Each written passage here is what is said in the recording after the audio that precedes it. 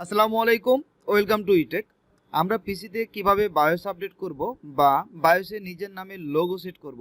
আমরা চাইলে default logo পরিবর্তন করে কাস্টম লোগো তৈরি করতে পারি। চলুন তাহলে প্রসেসটি দেখা যাক কিভাবে আমরা বায়োসে নতুন লোগো সেট করতে পারি। প্রথমে আমরা এই সফটওয়্যারটি ডাউনলোড করে নেব। সফটওয়্যারটি ডাউনলোড করার পরে আমরা এটাকে আনজিপ করে নেব। এটা জিপ করা থাকবে, আনজিপ করে নেব। আনজিপ করলে আমরা এখান থেকে একটা সেটআপ ফাইল পাবো। সেটআপ ফাইলে আমরা ডাবল ক্লিক করব, আমরা রানের উপরে ক্লিক করব।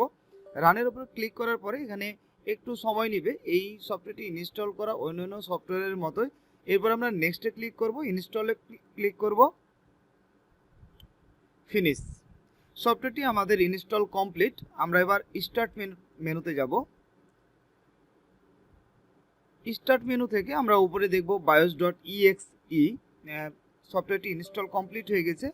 আমাদের এখানে অল্প একটু সময় নেবে ইনস্টল কমপ্লিট হবার জন্য। এখানে বায়োস ইনফরমেশন দেখাচ্ছে, অর্থাৎ আমাদের যে রানিং বায়োস আছে এই বায়োসটার ইনফরমেশন দেখাচ্ছে।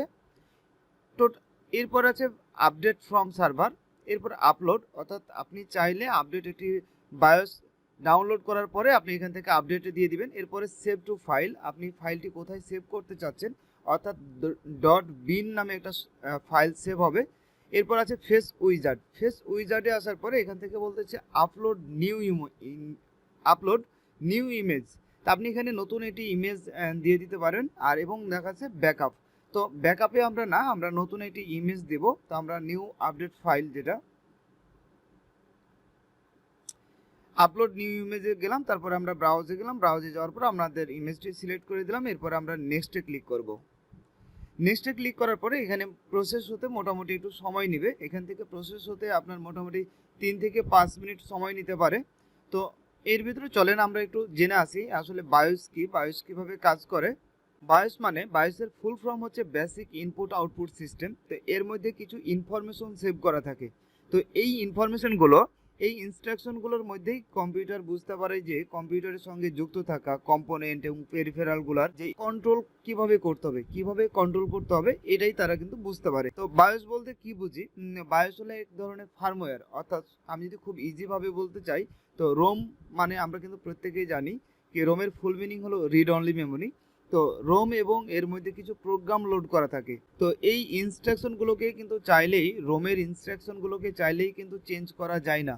হ্যাঁ, এখন যদি আমরা বলি কি বায়োস কোথায় সংরক্ষিত থাকে, তো বর্তমান যুগের কিন্তু কম্পিউটারগুলো রোম এর বদলে ফ্ল্যাশ মেমোরি বায়োস হিসাবে কিন্তু ব্যবহার হচ্ছে, যাতে দরকার মতো বায়োসের ইনফরমেশনগুলোকে আপডেট করা যায়। আমরা চাইলেই কিন্তু বায়োস আপডেট করতে পারবো। বায়োস কিন্তু দুইভাবে আপডেট করা যায়। এক হলো বায়োস আপনি নর্মালি আপডেট করতে পারেন, আপনি পেন ড্রাইভের মাধ্যমে আপডেট করতে পারেন।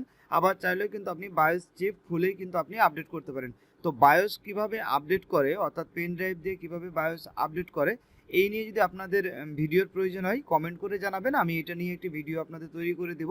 আপনারা নর্মালি কিন্তু বায়োস চিপ খোলা ছাড়াও কিন্তু আপনারা বায়োস আপডেট করতে পারবেন। আমাদের সফটওয়্যারটি ফুল ইনস্টল কমপ্লিট হয়ে গেছে। আমরা এখন পিসিটি রিস্টার্ট দেব। রিস্টার্ট দিলে কিন্তু আমরা দেখতে পাবো কি আমরা যে কাস্টম লোগো সেট করলাম সেই লোগোটি আমাদের আসতেছে। তো আমি মোবাইল স্ক্রিনে চলে যাচ্ছি, মোবাইলে ভিডিও করে আপনাদের দেখাচ্ছি কি এটি আসলে কাজ করতেছে কিনা।